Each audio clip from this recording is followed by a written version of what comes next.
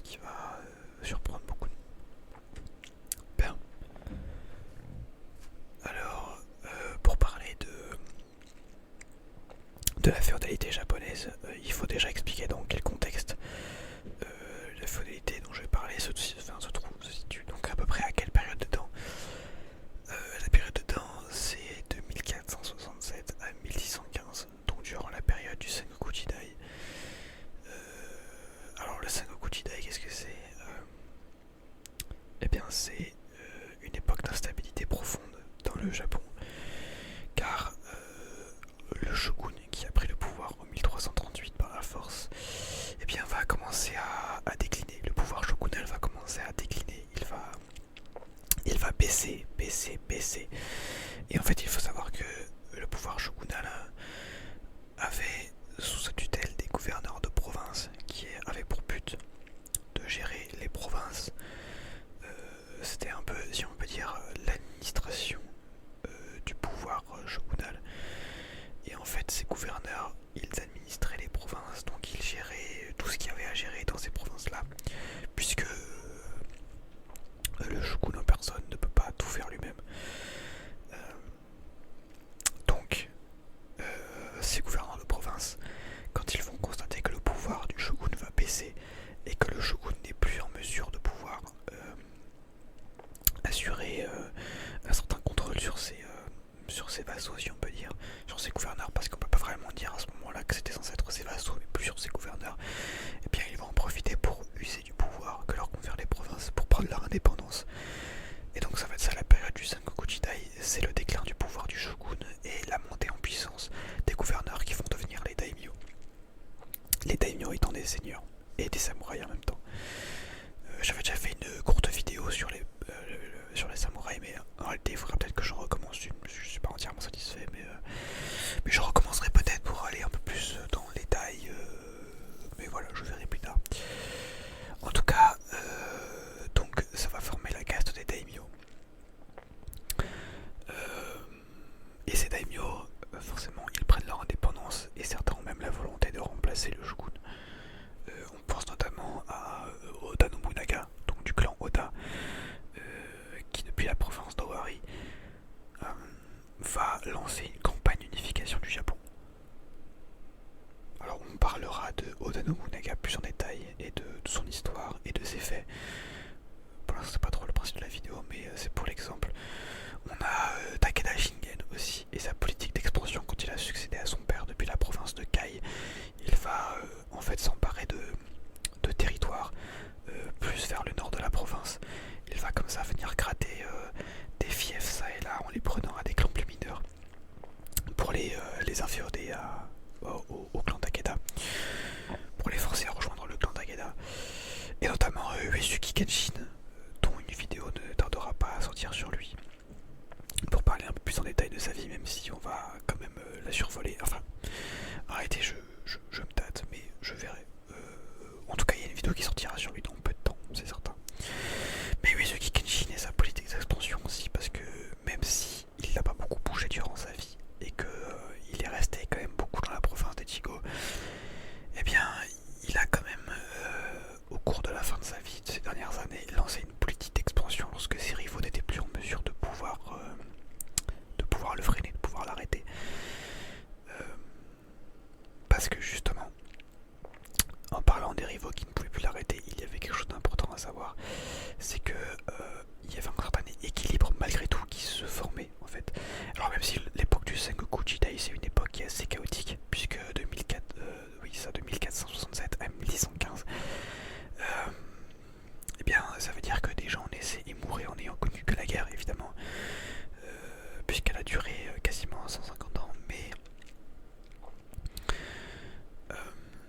il y avait quand même un certain équilibre qui se formait malgré tout, puisque lorsqu'un seigneur gagnait en puissance, eh bien ceux qui l'entouraient n'avaient pas spécialement envie de se faire envahir. Par exemple, dans le cas de Takeda Shingen qui s'est emparé comme ça de terrain, de propriétés depuis le nord de sa province, enfin en direction du nord depuis sa province, et bien justement c'est ça qui a provoqué la rentrée en guerre de Uesugi Kenshin contre Takeda Shingen, puisque un daimyo accompagné d'un patriarche de clan de samouraïs plus mineurs se sont rendus auprès de Uesugi Kenshin, qui d'ailleurs n'avait pas ce nom puisqu'il n'était pas ni dans le clan Uesugi, ni n'avait le nom Kenshin à ce moment-là.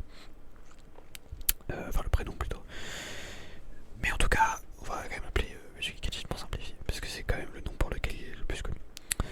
Mais en tout cas, c'est pour ces raisons-là que ces deux entités se sont rendues auprès de Uesugi Kenshin pour pouvoir lui demander de rentrer en guerre contre le clan Takeda, puisque ceci est en train de gagner en puissance, et puis surtout il montait vers le nord. C'est aussi ça qui va pousser Uesugi Kenshin à rentrer en guerre contre le clan Takeda. Mais ça c'est un exemple parmi d'autres, mais ce phénomène-là s'est reproduit à des échelles beaucoup plus petites aussi, puisque tout simplement lorsque un seigneur gagnait en puissance, eh bien, comme ils savaient qu'ils seraient les prochains, eh bien, ils avaient tendance à s'unir pour généralement l'arrêter. Voilà. Mais on parle des daimyo, on parle de conquête, tout ça, mais en réalité, il va quand même falloir revenir sur un point en particulier, c'est l'économie du Japon. Alors l'économie du Japon, en tout cas de cette époque, il est basé sur le koku. Alors le koku, qu'est-ce que c'est? Eh bien le koku, c'est la consommation moyenne d'un individu sur un an. Ça c'est un koku. Bien sûr, il y avait d'autres formes, enfin la monnaie pouvait prendre d'autres formes. Il n'avait pas que du riz, il pouvait payer avec de l'or, avec du fer notamment, puisque le fer était très important, étant donné que durant l'époque du Sengoku Jidai, eh bien il produisait beaucoup d'armes, parce qu'en réalité il faisait beaucoup de combats.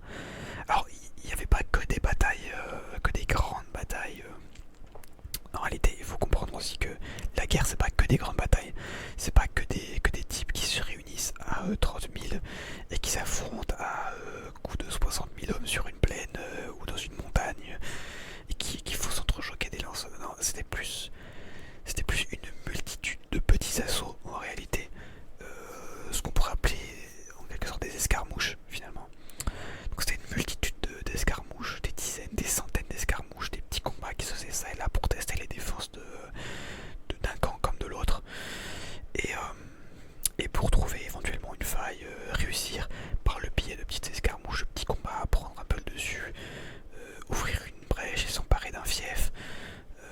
Parce que, pour une raison simple, personne n'avait envie de mourir. On va pas se mentir.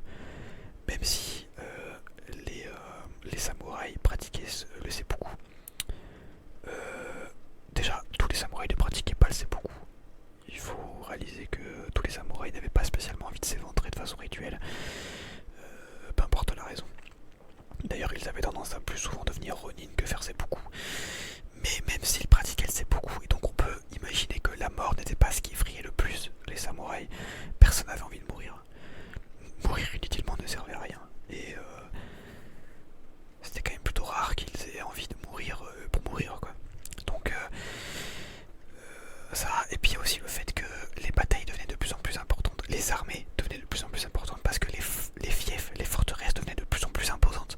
Donc il fallait de plus en plus d'hommes, de plus en plus de moyens pour s'emparer des fiefs.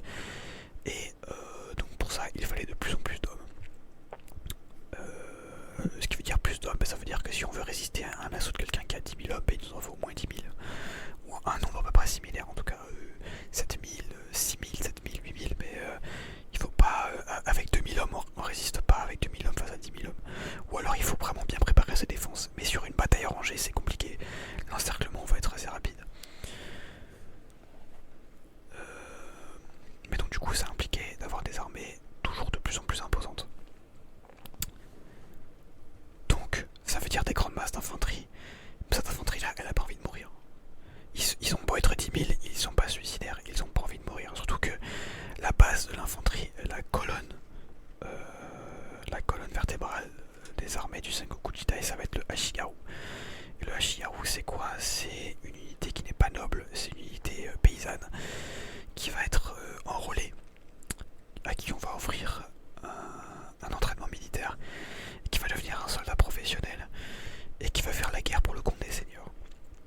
Mais le Ashigaru, il a pas envie de mourir, lui. Donc si on lui dit tu vas te battre, il va le faire.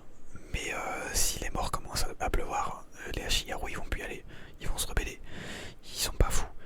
Donc c'est pour ça que les batailles, les grandes batailles rangées, c'était pas quelque chose qui était pas récurrent mais privilégié. Voilà, ils préféraient largement les petites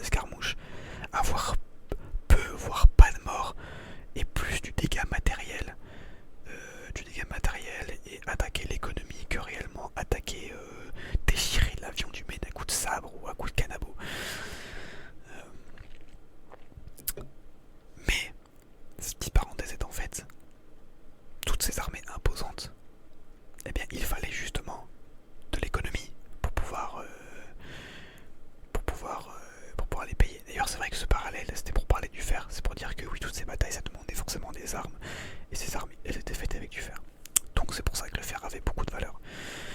Donc on pouvait payer avec de l'or, du fer, des cocos qui sont ni plus ni moins que du riz. Mais la valeur qui était un peu universelle finalement, c'était le riz. Ce qui avait le plus de valeur, bien c'était le riz tout simplement.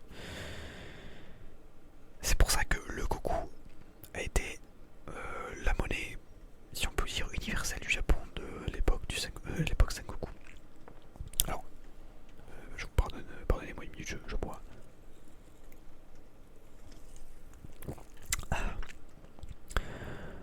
Donc, le riz, le koku étant la monnaie universelle, c'est naturellement ce avec quoi étaient payés les hommes. Mais d'ailleurs, les fiefs imposants étaient même payés avec des cocos. Pour maintenir le château en place, il fallait payer. Il fallait des artisans qui maintiennent le château en place, et ces artisans étaient payés avec du riz, donc des cocos. Donc le coco était quand même la monnaie, si on peut dire, universelle avec laquelle on payait un peu tous les services au Japon. Mais bien sûr, on pouvait payer avec plus que cela, avec du fer, mais c'était plus des monnaies qui étaient utilisées entre puissants, si on peut dire.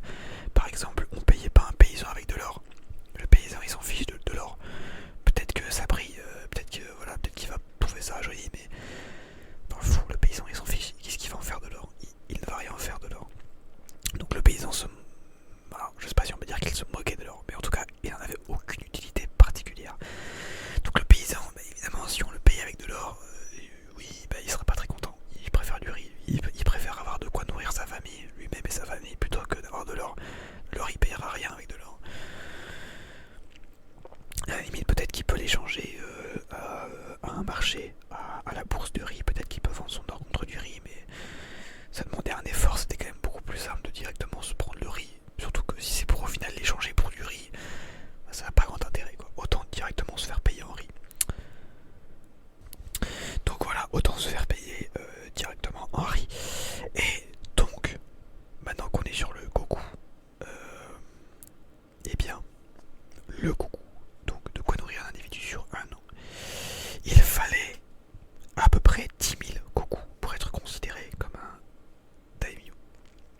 C'est-à-dire que si on ne pouvait pas avoir un titre légitime de daimyo, si on n'avait pas une production d'au moins 10 000 koku, 10 000 koku, ça permet d'alimenter seulement 250 hommes. Alors, logiquement, vous êtes censé vous dire, mais un koku, c'est de quoi nourrir un individu sur un an. Donc 10 000 koku, on peut nourrir 10 000 individus sur un an. Eh bien, oui et non.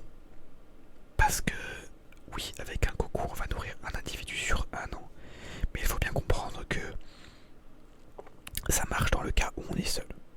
En réalité, si on commence à avoir 4-5 enfants, ça commence à devenir beaucoup plus compliqué. Ce qui était le cas des paysans. Les paysans ne mangeaient pas beaucoup.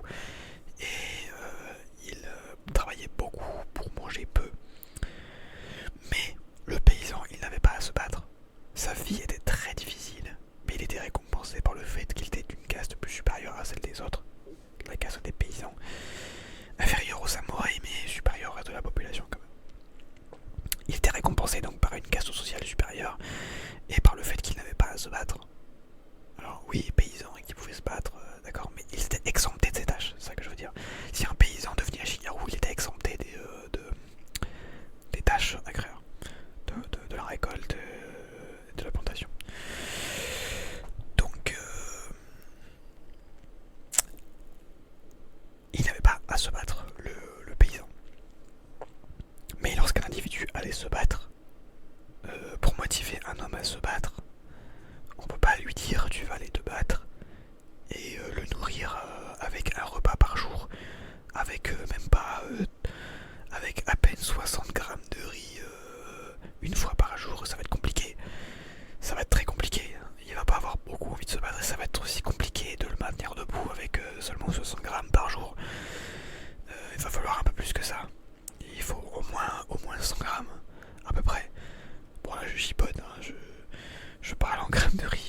Ça c'est plus par rapport à mon expérience personnelle du sport, mais voilà, il faut manger une certaine quantité pour tenir debout. Surtout qu'on parle de soldats professionnels, des hommes qui vont devoir aller se battre quand même, pour se battre pour l'honneur de leur clan et pour leur propre survie. Donc il faut qu'ils tiennent debout, il faut les entraîner tous les jours ces gens-là. Donc il faut les nourrir beaucoup. Donc c'est pas un Goku, mais c'est au moins plusieurs Goku par individu qu'il faut, sachant que non seulement ils vont être nourris, mais il faut aussi quand même les payer. C'est un métier, soldat. Il faut aussi qu'il n'y ait pas que de quoi les nourrir, mais qu'il y ait aussi de quoi les payer. Donc il y a quand même au moins l'équivalent de 1 ou 2 Goku supplémentaires par rapport à leur consommation journalière, plutôt leur consommation annuelle, parce que c'est plus une consommation annuelle le Goku. Donc c'est pour ça qu'on n'est pas sur un Goku, mais sur plusieurs Goku par individu. Je crois que c'est à peu près plus d'une vingtaine de Goku par individu. Donc bien payé quand même.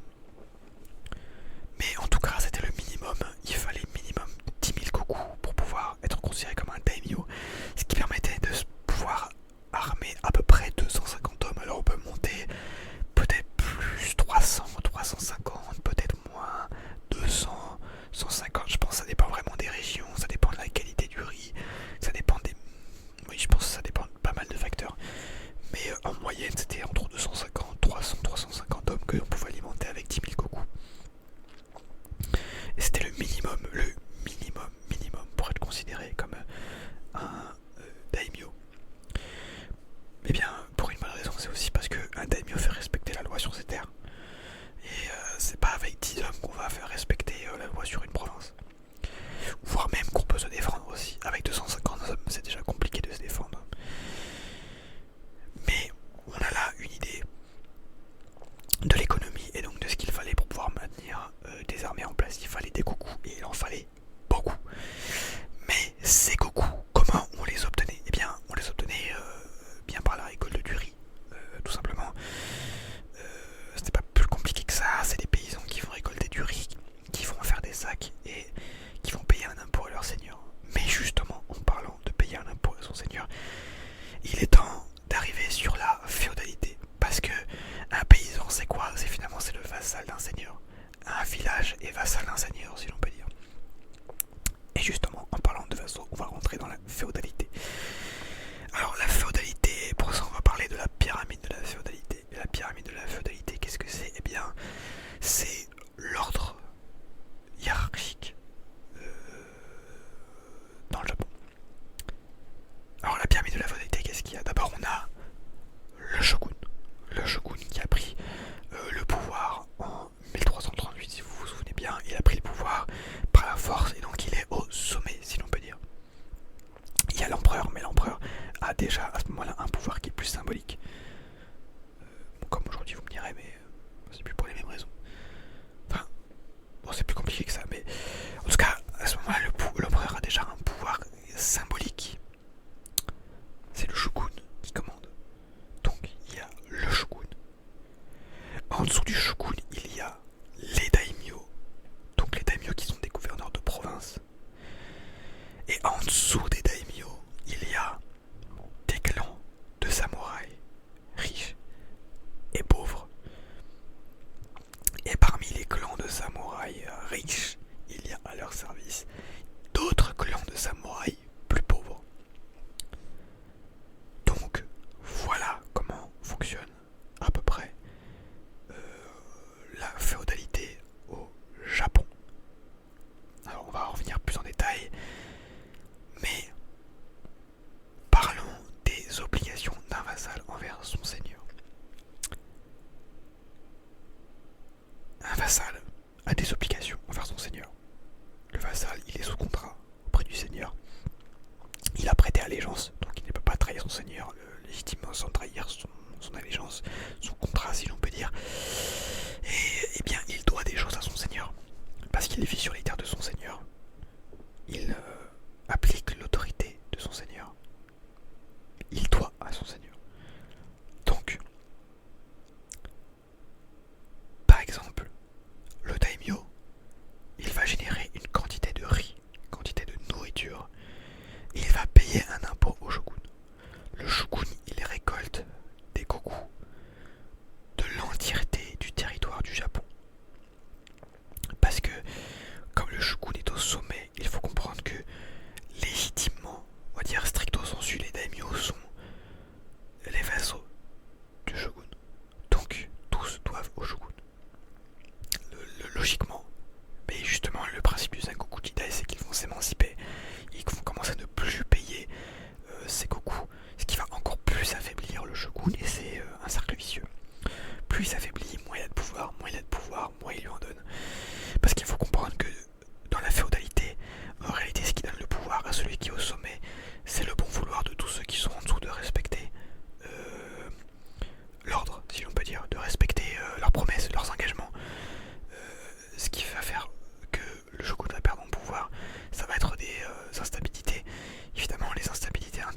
aussi être la volonté des daimyo de prendre leur indépendance. Plus il va être faible, plus ils vont prendre leur indépendance, plus ils prennent leur indépendance et plus le shogun devient faible. Et ce principe peut s'appliquer à n'importe qui, même à un daimyo. Le daimyo, il a des vassaux, donc si ces vassaux ne veulent plus respecter, ils ne respectent plus leur daimyo. Si les vassaux n'ont plus envie de leur daimyo, comme ce seigneur, bien il va difficilement se maintenir au pouvoir. Donc, ces vassaux-là ont des obligations, mais en réalité, on peut dire qu'il y a un certain équilibre. On ne peut pas considérer que le seigneur, tout le temps, ou le daimyo pour le coup, ait un pouvoir absolu. Mais il n'empêche que les vassaux ont un devoir envers leur seigneur, et ce devoir, c'est par exemple de payer un impôt. Les villages vont payer un impôt à des clans de samouraïs, voire au daimyo lui-même s'ils sont inféodés directement au daimyo. Les villes, les cités, c'est un peu pareil. Ensuite, ces clans de samouraïs, ils vont, comme ils sont inféodés au daimyo, ils vont devoir payer un impôt au daimyo. Donc ça monte en fait, ça monte. Ceux qui sont en bas payent un impôt à des gens qui sont au-dessus, donc à des clans de samouraïs qui eux-mêmes vont payer un impôt, mettons au daimyo, qui lui-même va payer un impôt au shogun. Donc c'est un peu l'idée. Ce qui fait que le daimyo réunit par conséquent pas sa simple production. C'est-à-dire que le daimyo, il produit de la nourriture parce qu'il a des fermes qui lui sont inféodées, des villages qui lui appartiennent directement, qui sont directement contrôlés par sa famille, par son clan, par l'administration de son clan et par des gens qui lui sont loyaux et fidèles. Donc on peut considérer à ce moment-là que ça lui appartient, mais tout ne lui appartient pas. Et il y a des fermes qui sont possédées par des clans samouraïs plus riches, qui sont eux aussi propriétaires terriens, mais pas assez puissants pour devenir daimyo, ou pas assez puissants pour remplacer leur daimyo, ou qui, même s'ils seraient assez puissants individuellement, ne peuvent pas faire face à l'alliance du daimyo, l'alliance avec ses propres vassaux, voire d'autres daimyo eux-mêmes.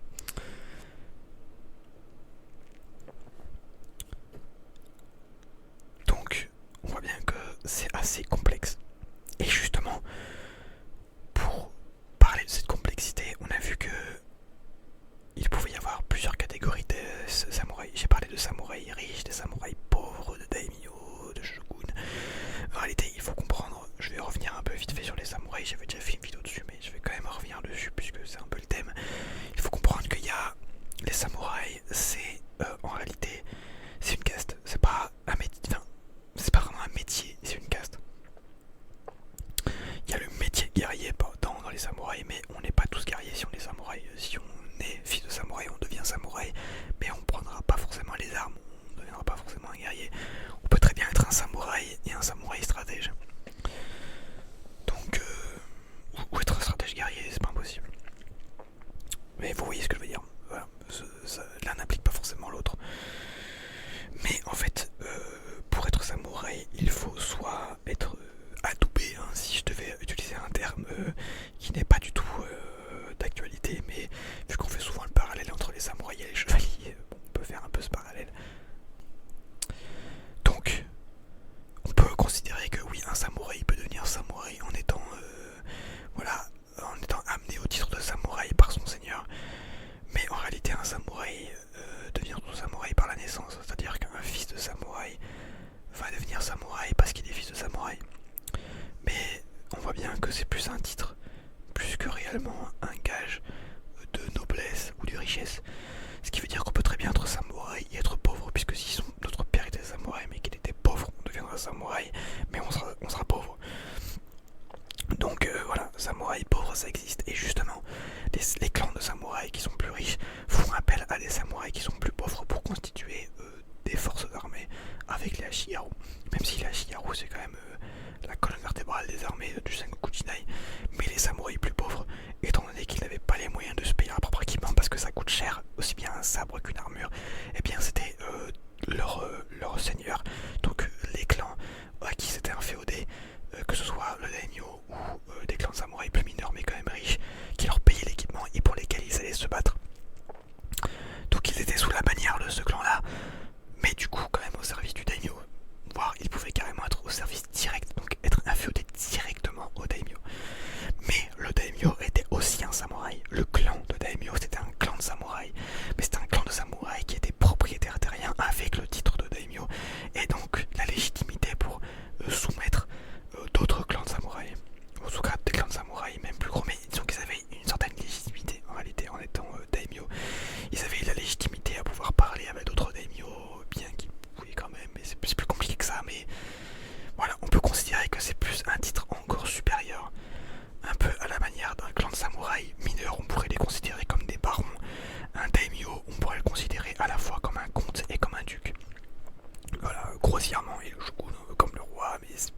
compliqué que ça en réalité.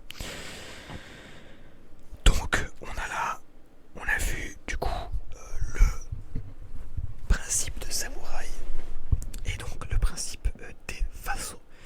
Alors on a du coup dans cette petite vidéo on a eu l'occasion de survoler le principe des samouraïs, l'économie, la féodalité. On a du coup maintenant une bonne idée de comment ils payaient, de comment la société fonctionnait, pourquoi ils pouvaient se battre ou comment ils pouvaient se battre aussi. Maintenant qu'on a une idée plus claire de tout ça, ça veut dire, on peut considérer que l'introduction du coup aux futures vidéos est faite. Introduction du coup sur les prochaines vidéos qui seront sur les personnages historiques du Japon. Dont la prochaine sera, je spoil un peu, mais sur Uesugi Kenshin. Voilà. Dont on a déjà vaguement parlé, mais il y en aura d'autres sur Uesugi Kenshin, Oda Nobunaga, Takeda Shingen, sur le clan Shimazu, peut-être même sur les Hattori aussi, je pense qu'il y a des choses à dire.